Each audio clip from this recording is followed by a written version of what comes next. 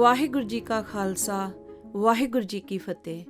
ਲੁਧਿਆਣੇ ਜ਼ਿਲ੍ਹੇ ਵਿੱਚ ਨਾਰੰਗਵਾਲ ਦੇ ਕਰੀਬ ਇੱਕ ਫੱਲੇਵਾਲ ਨਾਂ ਦਾ ਪਿੰਡ ਹੈ, ਜਿੱਥੇ ਪਿਛਲੇ ਸਦੀ ਦੇ ਸ਼ੁਰੂ ਵਿੱਚ ਇੱਕ ਮਹਾਨ ਗੁਰਸਿੱਖ ਹੋਏ ਹਨ। ਭਾਈ ਸਰਵਣ ਸਿੰਘ ਜੀ ਫੱਲੇਵਾਲ ਦਾ ਜਨਮ ਤਾਂ 19ਵੀਂ ਸਦੀ ਦੇ ਪਿਛਲੇ ਦਹਾਕਿਆਂ ਵਿੱਚ ਹੋਇਆ ਸੀ, ਪਰ ਉਹਨਾਂ ਦਾ ਗੁਰਸਿੱਖੀ ਜੀਵਨ 1908-9 ਦੇ ਲਗਭਗ ਸ਼ੁਰੂ ਹੁੰਦਾ ਹੈ। ਭਾਈ ਸਰਵਣ ਸਿੰਘ ਨੇ ਭਾਈ ਸਾਹਿਬ ਰਣਧੀਰ ਸਿੰਘ ਜੀ ਦੇ ਜਥੇ ਵੱਲੋਂ ਆਯੋਜਿਤ ਅੰਮ੍ਰਿਤ ਸੰਚਾਰ ਸਮਾਗਮ ਵਿੱਚ ਪੇਸ਼ ਹੋ ਕੇ ਅੰਮ੍ਰਿਤ ਛਕਿਆ ਸੀ, ਪਰ ਅੰਮ੍ਰਿਤ ਛਕ ਕੇ ਉਹ ਗੁਪਤ ਹੋ ਗਏ ਸਨ, ਜਿਸ ਕਾਰਨ ਭਾਈ ਸਾਹਿਬ ਰਣਧੀਰ ਸਿੰਘ ਜੀ ਨੂੰ ਵੀ ਉਹਨਾਂ ਬਾਰੇ ਕੁਝ ਪਤਾ ਨਹੀਂ ਸੀ। 1910 ਦੇ ਇੱਕ ਗੁਰਮਤਿ ਸਮਾਗਮ ਵਿੱਚ ਭਾਈ ਸਾਹਿਬ ਰਣਧੀਰ ਸਿੰਘ ਜੀ ਦੀ ਮੁਲਾਕਾਤ ਬਾਊ ਮੱਲ ਸਿੰਘ ਜੀ ਨਾਲ ਹੋਈ ਅਤੇ ਐਸੀ ਹੋਈ ਕਿ ਮੁਲਾਕਾਤ 50 ਸਾਲ ਦੀ ਅਤ ਪੁਖਤਾ ਦੋਸਤੀ ਵਿੱਚ ਤਬਦੀਲ ਹੋ ਗਈ। ਇਹ ਗੁਰਮੁਖਾਂ ਵਾਲੀ ਦੋਸਤੀ, ਜੋ ਕਿ ਲੋਕ ਪਰਲੋਕ ਵਿੱਚ ਨਿਭਦੀ ਹੈ, ਨੇ ਜਥੇ ਨੂੰ ਮਾਝੇ ਵਿੱਚ ਅਤੇ ਪਾਕਿਸਤਾਨ ਦੇ ਬਾਹਰ ਇਲਾਕੇ ਵਿੱਚ ਵਿਕਸਿਤ ਕਰ ਦਿੱਤਾ। ਖੈਰ, ਇਸ ਪਹਿਲੀ ਮੁਲਾਕਾਤ ਵਿੱਚ ਹੀ ਬਾਊ ਮੱਲ ਸਿੰਘ ਜੀ ਨੇ ਭਾਈ ਸਾਹਿਬ ਨੂੰ ਭਾਈ ਸਰਵਣ ਸਿੰਘ ਜੀ ਦੀ ਉੱਚੀ ਸੁੱਚੀ ਕਰਨੀ ਬਾਰੇ ਦੱਸਿਆ। ਉਹਨਾਂ ਦੱਸਿਆ ਕਿ ਭਾਈ ਸਾਹਿਬ ਦੇ ਪਿੰਡ ਨਾਰੰਗਵਾਲ ਦੇ ਕਰੀਬ ਪਿੰਡ ਫੱਲੇਵਾਲ ਵਿੱਚ ਭਾਈ ਸਰਵਣ ਸਿੰਘ ਰਹਿੰਦੇ ਹਨ, ਜੋ ਕਿ ਜੀਵਨ ਮੁਕਤ ਦਸ਼ਾ ਵਿੱਚ ਵਿਚਰ ਰਹੇ ਹਨ। ਭਾਈ ਸਾਹਿਬ ਇਹ ਸੁਣ ਕੇ ਹੈਰਾਨ ਰਹਿ ਗਏ ਕਿ ਸਾਡੇ ਪਿੰਡ ਦੇ ਐਨ ਕਰੀਬ ਐਸੀ ਉੱਚੀ ਕਰਨੀ ਵਾਲੇ ਸਿੰਘ ਵਸਦੇ ਹਨ, ਪਰ ਅਸੀਂ ਉਹਨਾਂ ਨੂੰ ਜਾਣਦੇ ਹੀ ਨਹੀਂ। ਅੱਗੋਂ ਹੈਰਾਨੀ ਵਾਲੀ ਗੱਲ ਇਹ ਸੀ ਕਿ ਭਾਈ ਸਰਵਣ ਸਿੰਘ ਭਾਈ ਸਾਹਿਬ ਰਣਧੀਰ ਸਿੰਘ ਬਾਰੇ ਚੰਗੀ ਤਰ੍ਹਾਂ ਜਾਣਦੇ ਸਨ ਅਤੇ ਉਹਨਾਂ ਨੇ ਹੀ ਬਾਊ ਮੱਲ ਸਿੰਘ ਜੀ ਨੂੰ ਭਾਈ ਸਾਹਿਬ ਜੀ ਦੀ ਉੱਚੀ ਸੁੱਚੀ ਹਸਤੀ ਬਾਰੇ ਦੱਸਿਆ ਸੀ।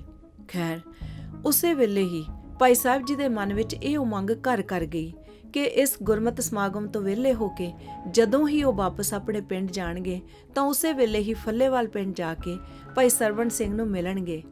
ਭਾਈ ਸਾਹਿਬ ਦੇ ਮਨ ਵਿੱਚ ਬਹੁਤ ਬੇਤਾਬੀ ਸੀ ਕਿ ਕਦੋਂ ਉਹ ਭਾਈ ਸਰਵਣ ਸਿੰਘ ਜੀ ਦੇ ਦਰਸ਼ਨ ਕਰਨ ਅਤੇ ਉਹਨਾਂ ਨਾਲ ਆਤਮਿਕ ਸਾਂਝਾ ਕਰਨ। ਜਿਉਂ ਹੀ ਭਾਈ ਸਾਹਿਬ ਆਪਣੇ ਪਿੰਡ ਨਾਰੰਗਵਾਲ ਪਹੁੰਚੇ, ਉਹਨਾਂ ਨੇ ਆਰਾਮ ਕਰਨਾ ਮੁਨਾਸਿਬ ਨਾ ਸਮਝਿਆ ਅਤੇ ਫੱਲੇਵਾਲ ਭਾਈ ਸਰਵਣ ਸਿੰਘ ਨੂੰ ਜਾ ਮਿਲਣ ਦੇ ਤਿਆਰੇ ਗਜਾ ਦਿੱਤੇ। ਜਿਵੇਂ ਕਿ ਪੁਰਾਤਨ ਸਮੇਂ ਤੋਂ ਗੁਰਮੁਖਾਂ ਦੀ ਰਵਾਇਤ ਹੈ ਕਿ ਜਦੋਂ ਸਿੰਘ ਸਿੰਘਾਂ ਨੂੰ ਮਿਲਣ ਜਾਂਦੇ ਹਨ ਤਾਂ ਖਾਲਸਾਈ ਵਸਤਰਾਂ ਅਤੇ ਸ਼ਸਤਰਾਂ ਨਾਲ ਸੱਜ ਧੱਜ ਕੇ ਜਾਂਦੇ ਹਨ। ਸੋ ਭਾਈ ਸਾਹਿਬ ਗੁਰਮੁਖੀ ਵਸਤਰ ਅਤੇ ਸ਼ਸਤਰ ਸਜਾ ਕੇ ਨਾਰੰਗਵਾਲ ਤੋਂ ਪੈਦਲ ਹੀ ਫੱਲੇਵਾਲ ਵੱਲ ਤੁਰ ਪਏ। ਨਾਮ ਤਾਂ ਭਾਈ ਸਾਹਿਬ ਹਮੇਸ਼ਾ ਹੀ ਜਪਦੇ ਰਹਿੰਦੇ ਸਨ, ਸੋ ਹਸਬੇ ਮਾਮੂਲ ਭਾਈ ਸਾਹਿਬ ਨਾਮ ਬਾਣੀ ਵਿੱਚ ਗੁੜੰਦ ਹੋਏ ਤੁਰੇ ਜਾ ਰਹੇ ਸਨ। ਰਸਤੇ ਵਿੱਚ ਭਾਈ ਸਾਹਿਬ ਦੇ ਮਨ ਵਿੱਚ ਅਗੰਮੀ ਪ੍ਰੇਰਣਾ ਅਨੁਸਾਰ ਇਹ ਫੁਰਨਾ ਫੁਰਿਆ ਕਿ ਜੇ ਭਾਈ ਸਰਵਣ ਸਿੰਘ ਵਾਕਈ ਉੱਚੀ ਆਤਮਿਕ ਅਵਸਥਾ ਦੇ ਮਾਲਕ ਹਨ ਤਾਂ ਪਿੰਡੋਂ ਬਾਹਰ ਆ ਕੇ ਉਹਨਾਂ ਨੂੰ ਮਿਲਣ। ਇਹ ਚਿਤਵਨੀ ਚਿਤਵ ਕੇ ਭਾਈ ਸਾਹਿਬ ਦੁਬਾਰਾ ਨਾਮ ਦੇ ਰਸ ਵਿੱਚ ਲੀਨ ਹੋ ਗਏ।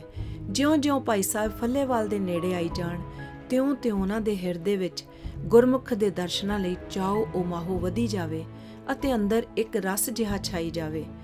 ਕਰਤਾਰ ਦਾ ਐਸਾ ਭਾਣਾ ਵਰਤਿਆ ਕਿ ਭਾਈ ਸਾਹਿਬ ਨੂੰ ਇਹ ਭੁੱਲ ਹੀ ਗਿਆ ਕਿ ਉਹਨਾਂ ਨੇ ਭਾਈ ਸਰਵਣ ਸਿੰਘ ਬਾਰੇ ਕੀ ਫੁਰਨਾ ਚਿਤਵਿਆ ਸੀ। ਜਦੋਂ ਉਹ ਪਿੰਡ ਦੇ ਐਨ ਬਾਹਰ ਪਹੁੰਚ ਗਏ ਤਾਂ ਉਹਨਾਂ ਨੂੰ ਇੱਕ ਅਵਧੂਤ ਸ਼ਕਲ ਵਾਲਾ ਔਲਾ ਮੌਲਾ ਜਿਹਾ ਸਿੰਘ ਨਜ਼ਰੀ ਆਇਆ। ਇਹ ਸਿੰਘ ਪਿੰਡੋਂ ਨੰਗਾ ਸੀ, ਪਰ ਇਸਨੇ ਗਾਤਰੇ ਵਾਲੀ ਕਿਰਪਾਨ ਧਾਰੀ ਹੋਈ ਸੀ।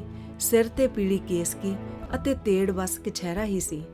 ਉਸ ਦੇ ਹੱਥ ਵਿੱਚ ਪੁਰਾਣੀ ਸੀ ਅਤੇ ਉਹ ਇੱਕ ਮੱਝ ਨੂੰ ਬਾਹਰ ਹੱਕੀ ਆ ਰਿਹਾ ਸੀ। ਉਸਨੇ ਨਾਮ ਰਸ ਵਿੱਚ ਲਿਵਲੀਨ ਤੁਰੇ ਆਉਂਦੇ ਭਾਈ ਸਾਹਿਬ ਨੂੰ ਮਲਕ ਜਿਹੇ ਫਤਿਹ ਬੁਲਾਈ ਅਤੇ ਕੋਲ ਦੀ ਲੰਘ ਗਿਆ।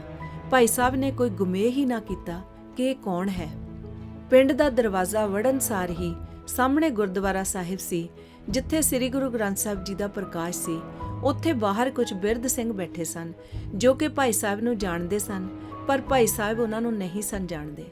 ਭਾਈ ਸਾਹਿਬ ਗੁਰੂ ਸਾਹਿਬ ਨੂੰ ਮੱਥਾ ਟੇਕ ਕੇ ਬਾਹਰ ਆਏ ਤਾਂ ਉਹਨਾਂ ਸੱਜਣਾ ਨੇ ਭਾਈ ਸਾਹਿਬ ਨੂੰ ਪੁੱਛਿਆ ਕਿ ਅੱਜ ਤੁਹਾਡਾ ਇਸ ਪਿੰਡ ਵਿੱਚ ਕਿਵੇਂ ਆਉਣਾ ਹੋਇਆ।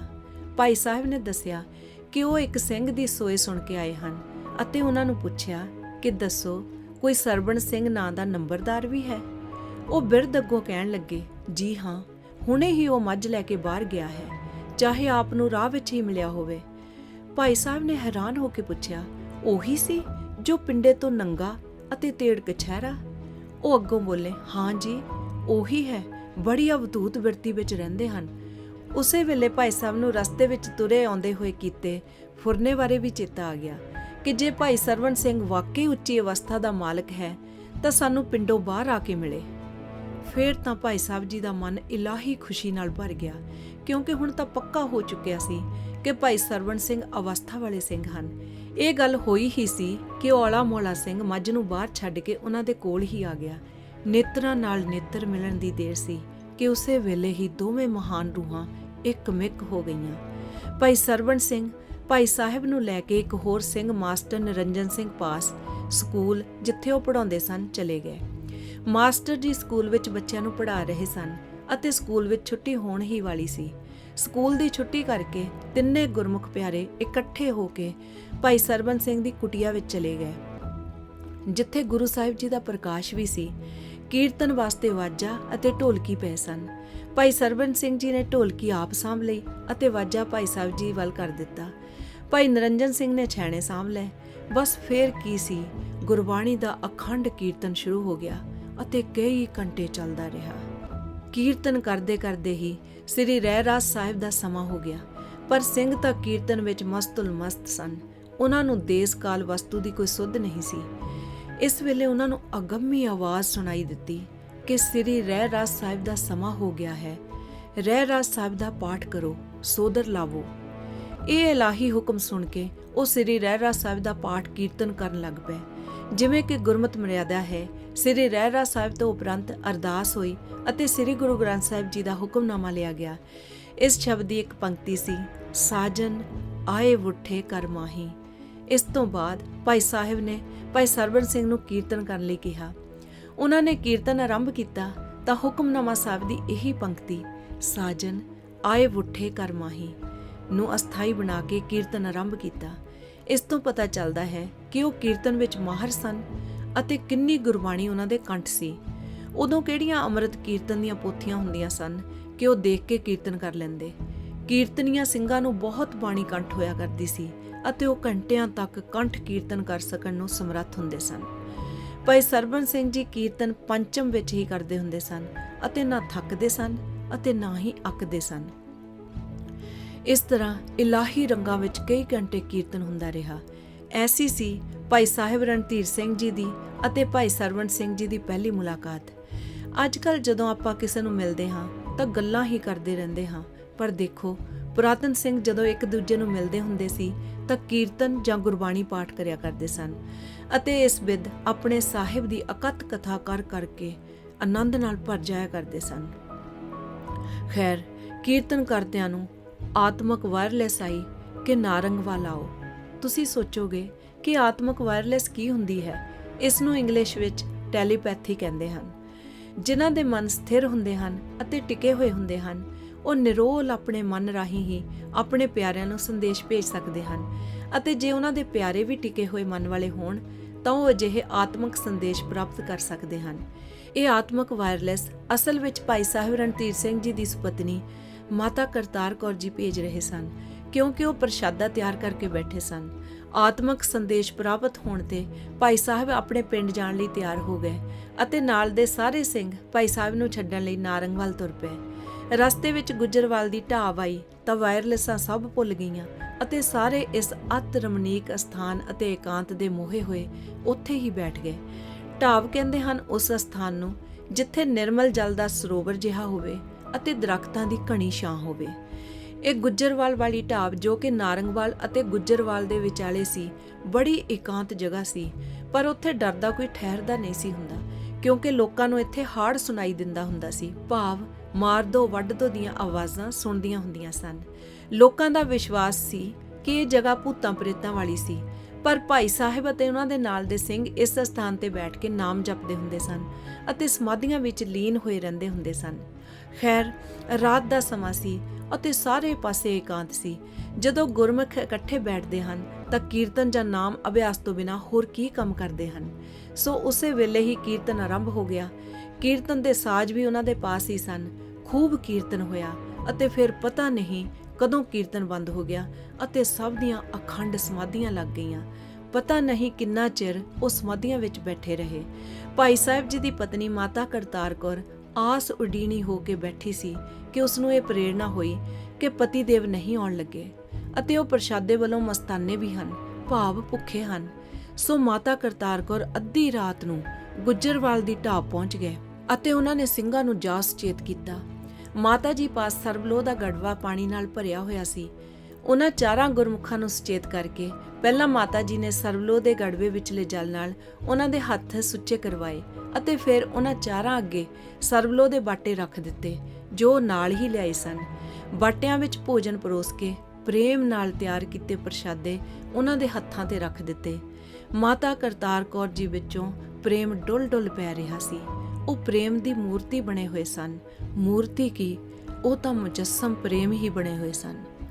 ਸਾਰੇ ਸਿੰਘ ਮਾਤਾ ਜੀ ਦੀ ਪ੍ਰੇਮ ਮੂਰਤ ਵੱਲ ਤੱਕਦੇ ਹੋਏ ਗੱਫੇ ਲਾ ਰਹੇ ਸਨ ਕਿ ਭਾਈ ਸਰਵਣ ਸਿੰਘ ਲਈ ਮਾਤਾ ਜੀ ਦੀ ਉੱਚ ਆਤਮਿਕ ਅਵਸਥਾ ਅਤੇ ਪ੍ਰੇਮ ਦੀ ਤਾਬ ਚੱਲਣੀ ਅਸਹਿ ਹੋ ਗਈ। ਉਹਨਾਂ ਦੀ ਪ੍ਰੇਮ ਕਿਲਕਾਰੀ ਨਿਕਲ ਗਈ ਅਤੇ ਉਹ ਮਾਤਾ ਜੀ ਦੇ ਚਰਨਾਂ ਤੇ ਢਹਿ ਪਏ ਅਤੇ ਡਡਿਆ ਕੇ ਇਹ ਬਚਨ ਉਚਾਰੇ, ਇਸ ਪੂਜਨੀਕ ਪ੍ਰੇਮ ਨਿਧ ਬੇਬੇ ਜੀ ਦੇ ਇਸ ਸਮੇਂ ਅਨੂਪਮ ਦਰਸ਼ਨ ਦੇਣ ਦੇ ਕਾਰਨ ਮੇਰੀ ਸੂਖਸ਼ਮ ਹਉਮੈ ਦੇ ਕੱਟ ਟੁੱਟ ਗਏ ਹਨ। ਮੈਨੂੰ ਕਈ ਵਾਰ ਇਸ ਸੂਖਸ਼ਮ ਹਉਮੈ ਦੇ ਫੁਰਨੇ ਫੁਰਿਆ ਕਰਦੇ ਸਨ ਕਿ ਮੇਰੇ ਹੀ ਕਪਾਟ ਖੁੱਲੇ ਹੋਏ ਹਨ।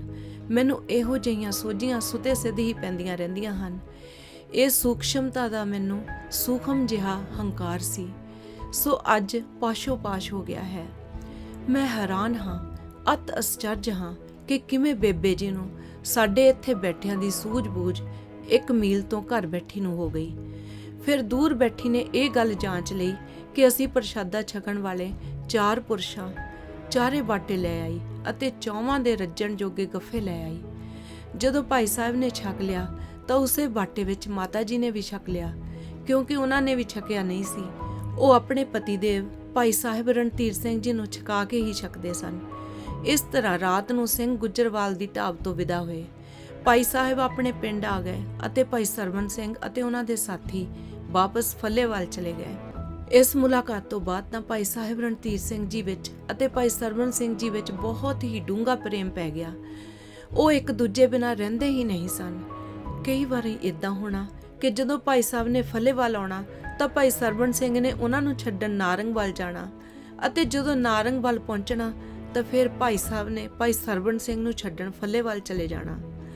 ਇਸ ਤਰ੍ਹਾਂ ਦੋਹਾਂ ਪਿੰਡਾਂ ਦੇ ਵਿਚਾਲੇ ਹੀ ਤੁਰਦਿਆਂ ਦੀ ਸਾਰੀ ਰਾਤ ਲੰਘ ਜਾਣੀ ਅਤੇ ਅੰਮ੍ਰਿਤ ਵੇਲੇ ਉਹਨਾਂ ਨੇ ਇਸ਼ਨਾਨੇ ਸੋਧ ਕੇ ਅੰਮ੍ਰਿਤ ਵੇਲੇ ਦੀ ਸਾਰ ਲੈਣੀ।